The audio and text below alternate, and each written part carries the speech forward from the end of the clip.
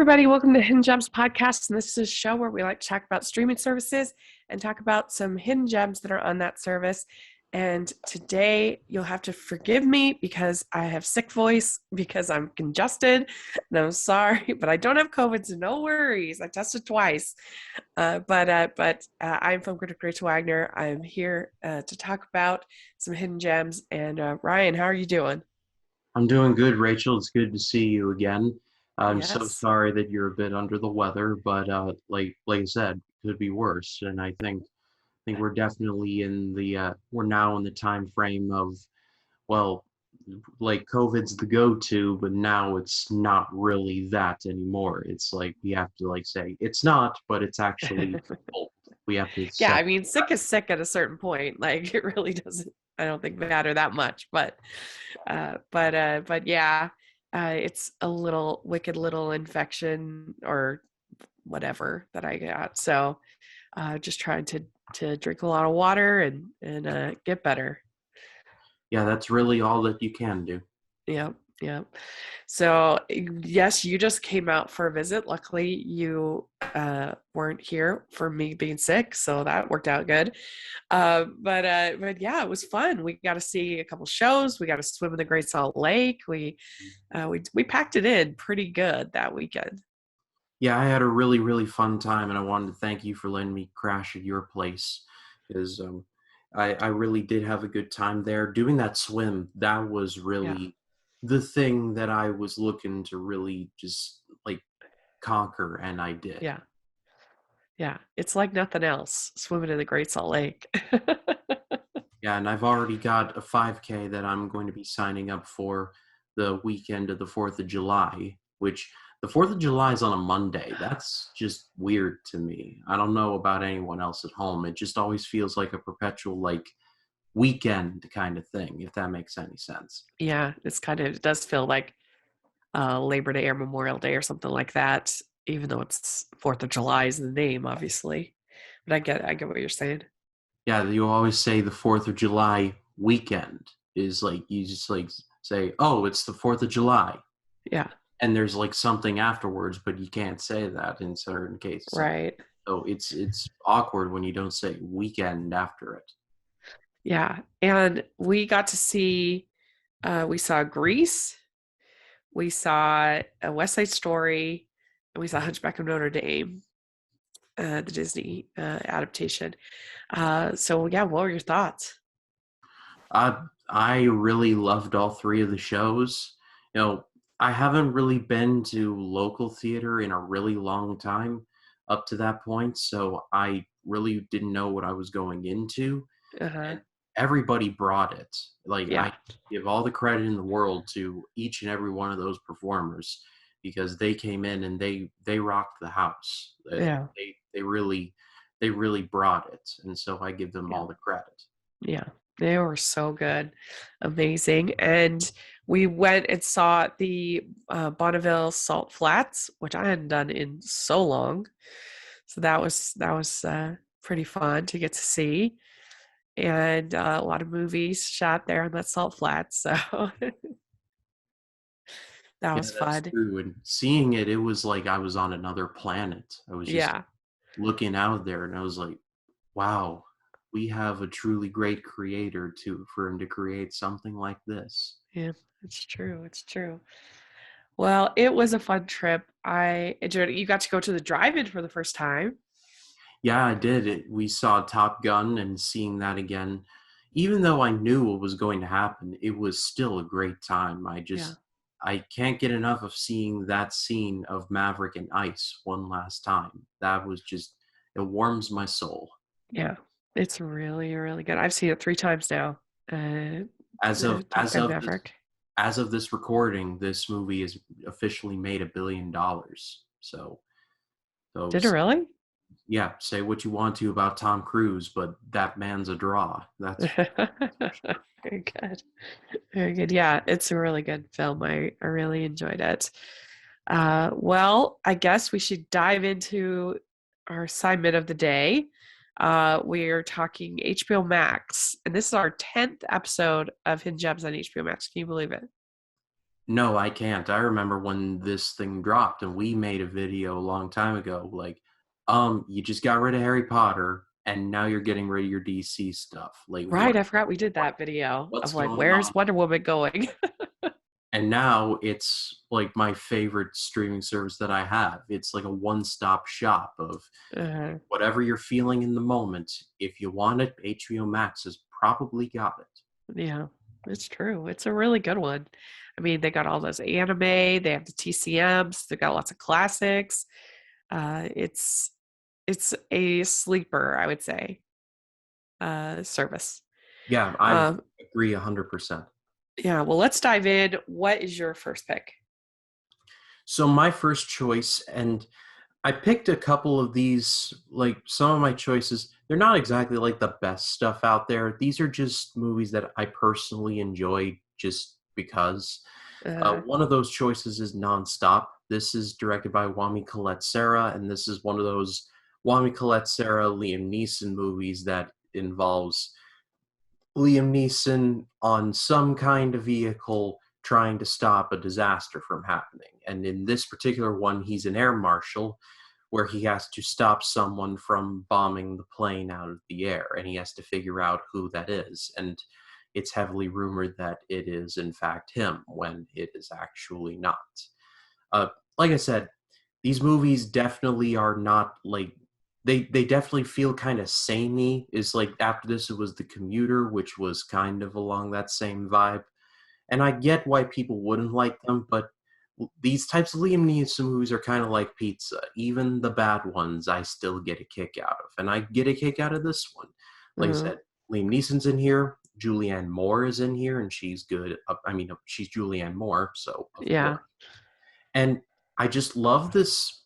I love this mystery. I love how he's getting these phone calls from this random person on this plane.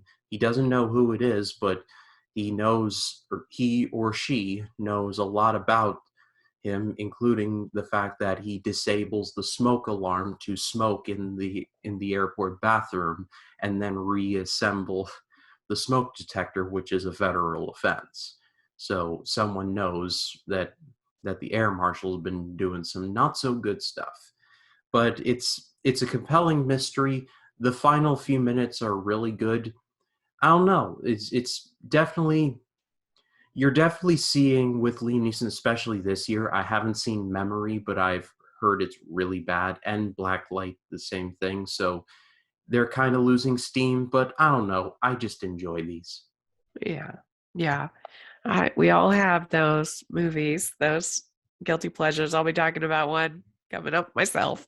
Uh, but uh, but yeah, my first choice is a show, and it is Julia, which is a series based on Julia Child, who I love Julia Child so much, and so I'll watch anything about her life.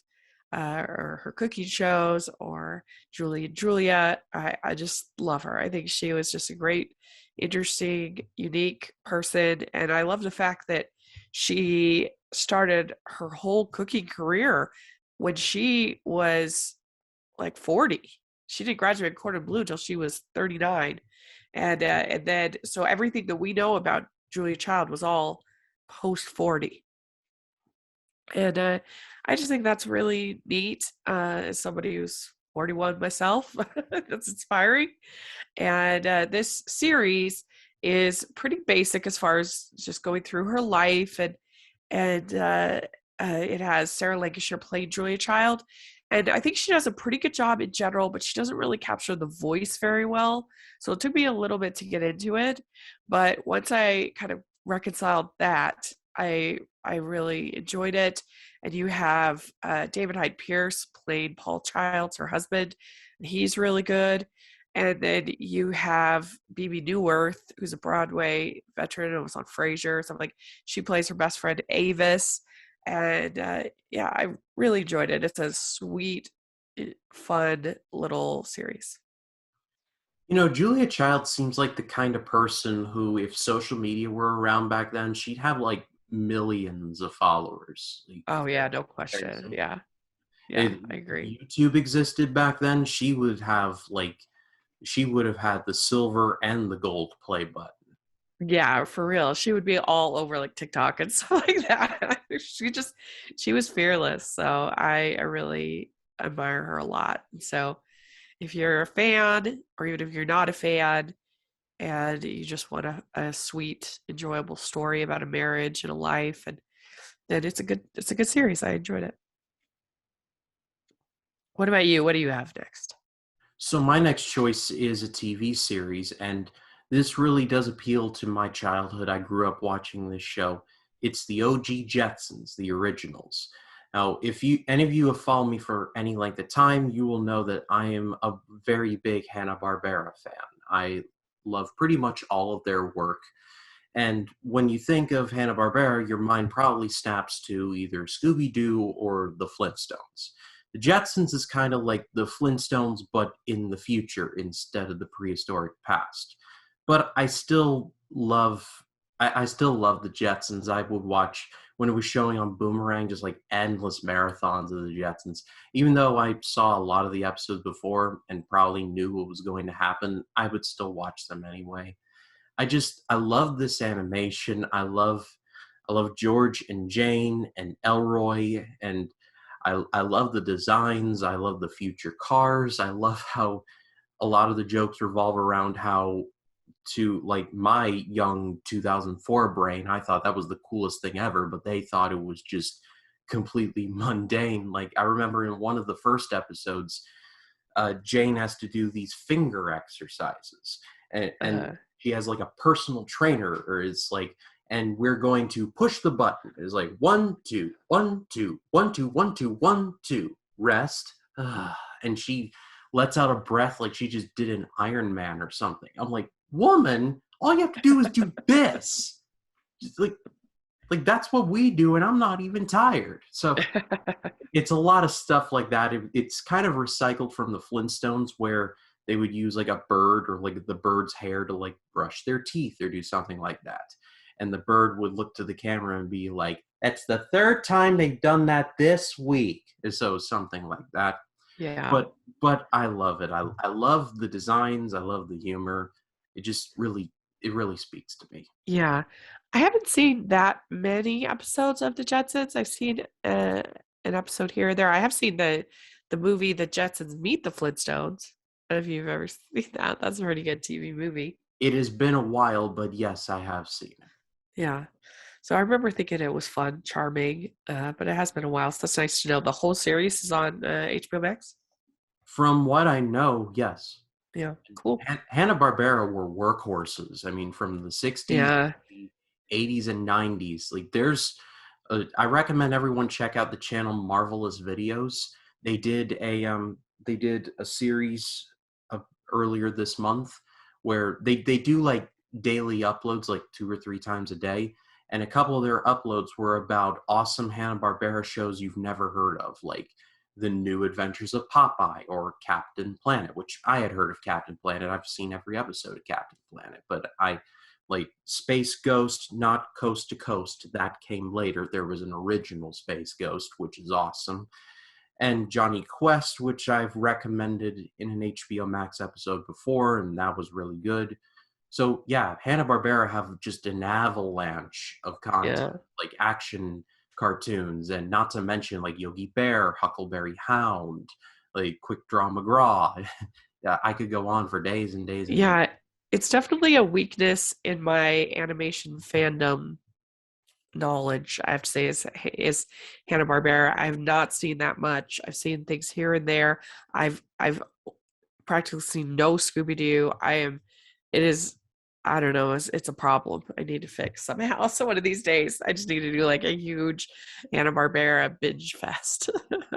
OG Scooby Doo is fantastic. There are some reboots that are like, come on, guys, really? You went with there? And I haven't seen Scoob. I've heard it's bad, I didn't especially. like it, but it's the only thing I've seen.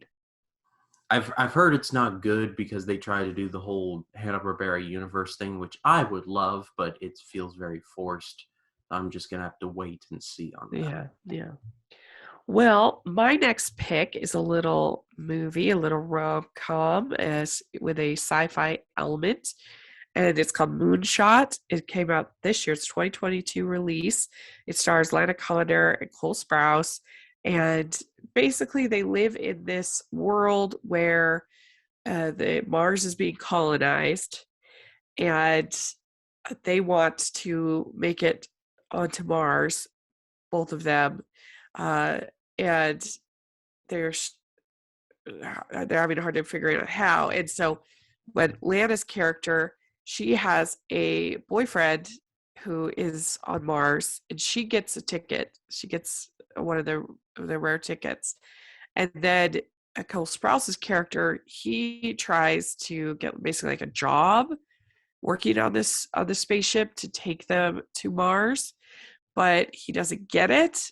And then he falls in love like overnight with this woman, and not Lana Connor, a different woman. And so he wants to sneak to find a way to get to Mars. And so he sneaks on. She ends up Lana Connor ends up finding him. So she becomes kind of implicated if they discover that she's hiding him, then she'll get in trouble.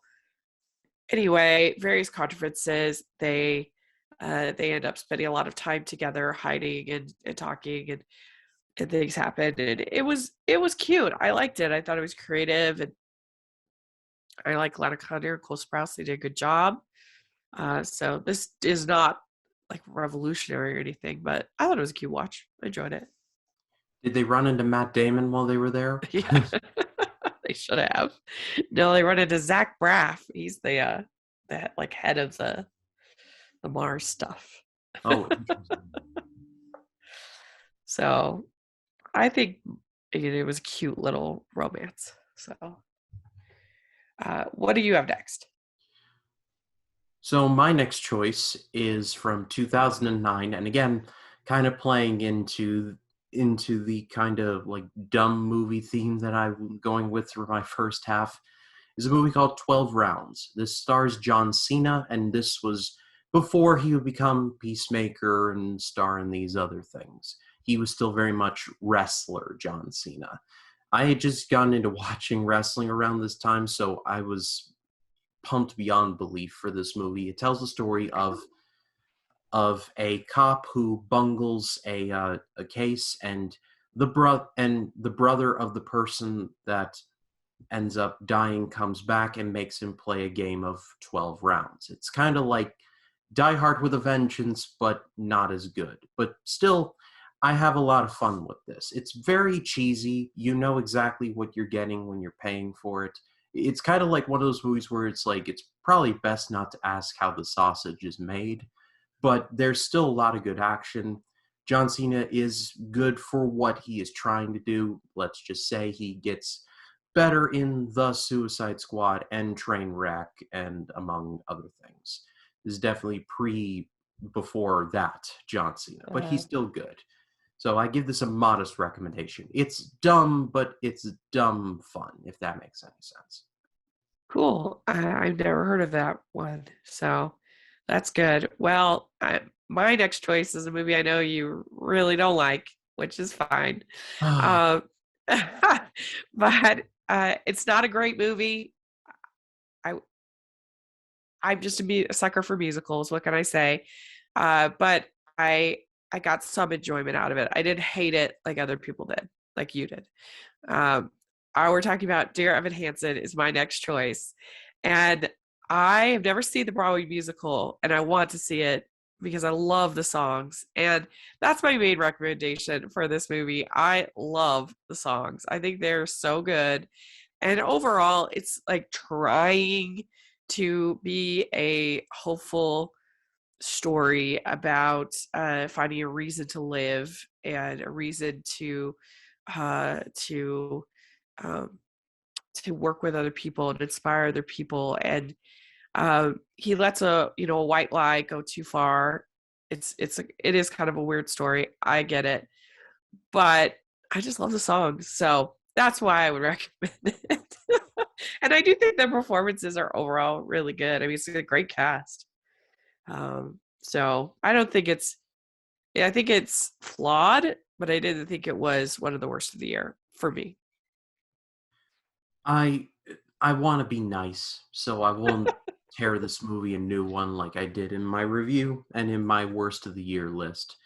But what I will say is that when I was creating that list in December of last year, I kind of pulled a Roger Ebert when he was reviewing North. It took me about a tenth of a second to figure out what my worst of the year was because, quite honestly, I thought this movie was disgusting. I thought Uh-huh. the message was just, like, it was so incredibly bad. And I'm not saying that anyone who likes it is bad. I'm not saying that.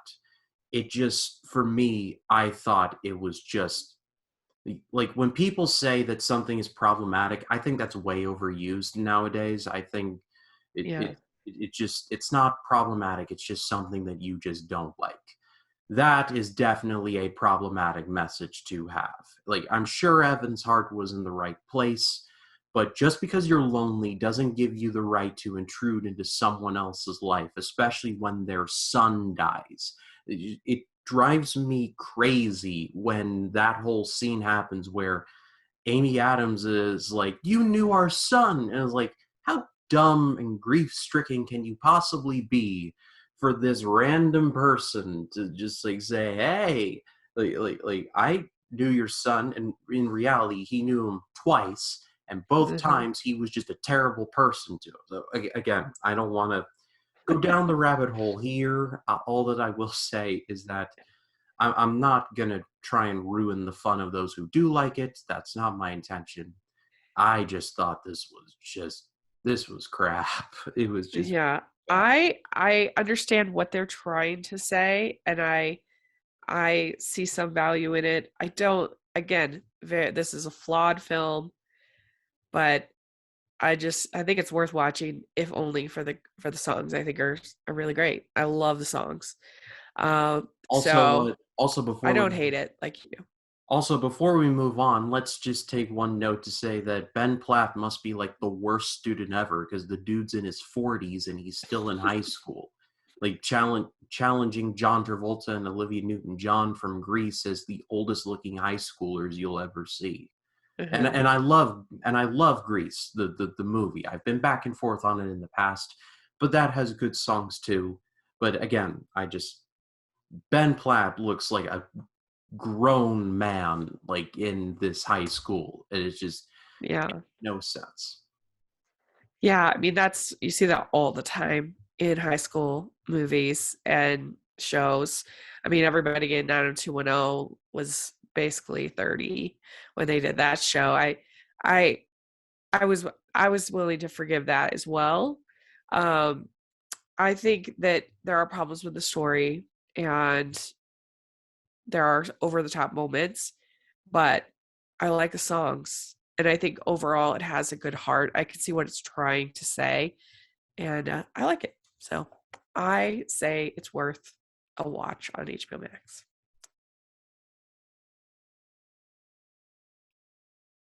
So what do you have next?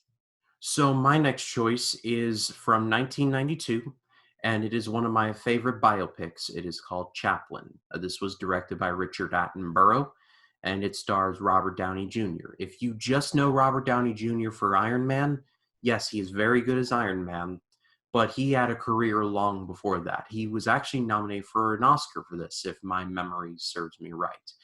And this movie is about the life of Charlie Chaplin, going from poor orphan in London to starting out in vaudeville to going to Keystone Studios, making it really big, making The Great Dictator, his fall because of trumped up charges from J. Edgar Hoover, but that's a whole thing they explore in the movie. It just, for a biopic like this to cover someone like Charlie Chaplin, who before movie stars like was the movie star, for lack of a better word, it was like him and Douglas Fairbanks and Mary Pickford and a lot of like others that pretty much paved the way for what we have today. Like, he was on the ground floor for it all, and not to mention a lot of his movies hold up tremendously well, like Modern Times, Gold Rush, The Kid, my personal favorite.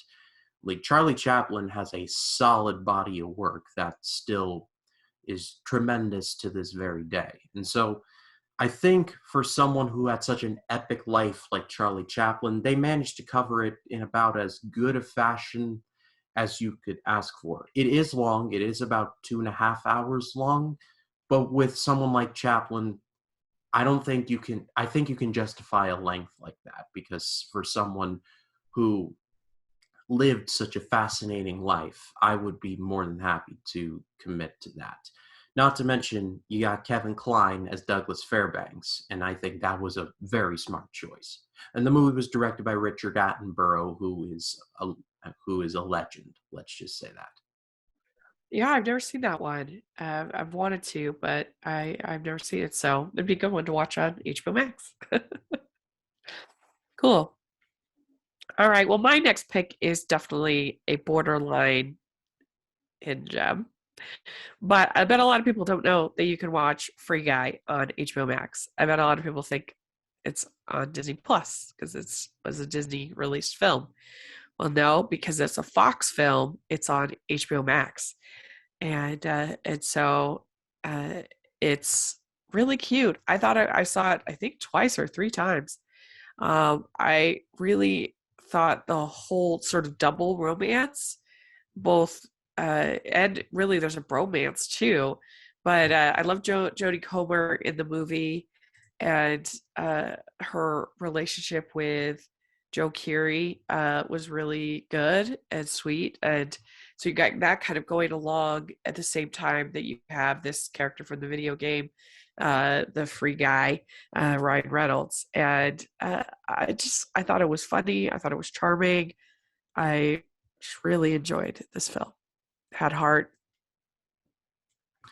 Yeah, I said in my review, and I still maintain that this movie is actually a lot smarter than maybe some give credit for. It's still very good. The effects are great.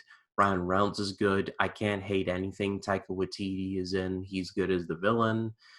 I like that this movie actually looks at some serious questions about how something formed in a video game can become aware of its consciousness and trying to work out something like that. It's like if the Truman Show were a video game movie, if that makes any sense at all. Yeah, it's kind of like a live action Wreck-It Ralph in some ways. Oh, that works too. Yeah, That works as yeah, well. yeah. So what do you have next? So my last choice is from last year, and this is a movie that I feel a little sad got left behind. I can kind of understand why it kind of got the Blade Runner treatment. However, I think that this movie is actually quite intriguing and fascinating. It's Reminiscence. It starred Hugh Jackman and Rebecca Ferguson, and it tells the story of a man who works in a post-apocalyptic future. He works with people to remember stuff for them. And it involves a mysterious woman that he meets for the first time and can't get enough of.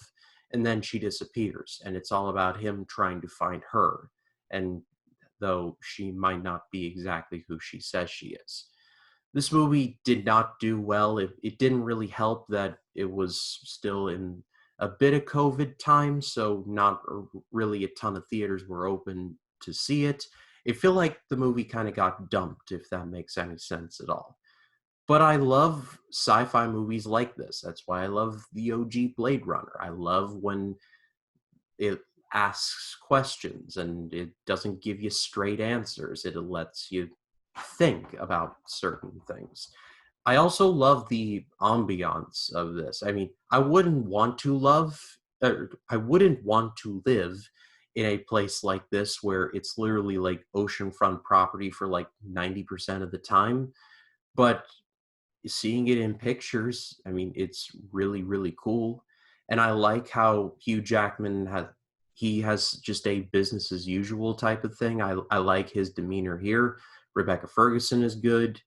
I feel like this is definitely underappreciated. And I think for a certain genre sci-fi fan or a group of fans, I think it will be more appreciated as the years go on. Well, I mean, I do agree. I think there is an audience for this film. Uh, that people that love, sort of more cerebral sci-fi will probably enjoy it. I am not one of those people. I do not enjoy the original Blade Runner. I find it very hard to stay awake in. I find it very slow. And this also was so slow for me. And also I felt like it lacked the emotional oomph it needed. That I mean, he's going into this machine and he's uh seen, I think it was his wife. It's been a long time since I saw it, but it he's seen people that have passed on and he's interacting with them, and she is too. And if that happened to you, you would be so emotional. Like if I saw my grandpa, who I missed so much and I loved so much, who's passed on, my grandma as well, I would be so emotional. But but they never really have that kind of like emotional, visceral response that I feel like was needed to sell the movie more. Instead, it was just everything felt kind of flat to me. But it is beautiful and it is creative and it does have something to say, and I appreciate that. So I can see why you enjoyed it. It was not my favorite. I didn't hate it, but it was just I know I didn't love it. But I could see why, especially if you're the type that loves like the original Blade Runner, that why you'd enjoy this. So I could see that. Yeah, I So think in the future it will get more love. That's all I will say. yeah. Well, my final pick is a movie I was very skeptical about. It is the new version of Father of the Bride. And we've had now 5 films in the Father of the Bride franchise. We've had 2 with Spencer Tracy and Elizabeth Taylor in the 1940s. Then we've had 2 with Steve Martin and Martin Short and Kimberly Williams Paisley and everything in the 90s. And now we have this. And I've liked every single one of those movies, all 5. I've enjoyed. And I thought that I was a little skeptical about this because the big change, I guess, that they made in this is they have that Andy Garcia, who I love, and Gloria Stefan are having marital problems, and they never really done that with one of these Father of the Bride movies. They never had the parents having marital problems, about to get a divorce. And then, of course, the daughter comes home, says that she's getting married, and then the madness of planning the wedding and everything. But I think there's just something about this story that just works. I think everybody can relate to it because planning a wedding is a nightmare, and when your family goes through a big change, that's very stressful. And I think everybody can kind of relate to that. And yes, it's definitely very madcap at certain points, as the '90s ones were, as the '40s ones were, and but I don't know. I thought this was really cute. I enjoyed it. Yeah, let's So, not forget that Andy Garcia is a dang handsome man. oh my gosh, yes, Like I'm agreed. I'm straight and I still think that Andy Garcia is a handsome man. Yes. He has aged like a fine wine, and like seeing him as a younger man and like say Yeah. Godfather Part 3 and seeing him now, it's like all right, maybe some grayer hair, but I mean like nothing else has changed. Like he still like he could do like just for men commercials and pull it off. Yeah, I mean, he looks like a really good 66. I mean, it's impressive. I remember when I first realized that was when he was in book club and in Mamma Mia 2 in the same summer. I was like, this guy, he's got it. He's great. Not to mention, he was Fernando. I've heard enough ABBA songs to know, like, all right, Fernando is definitely ABBA's like hottest song, like Yeah. for sure. And when you're cast as Fernando from that ABBA song, oh, you've got some confidence in you. That's for sure. Yeah.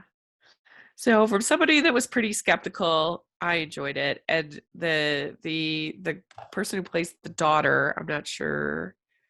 her Adria Rona, I think.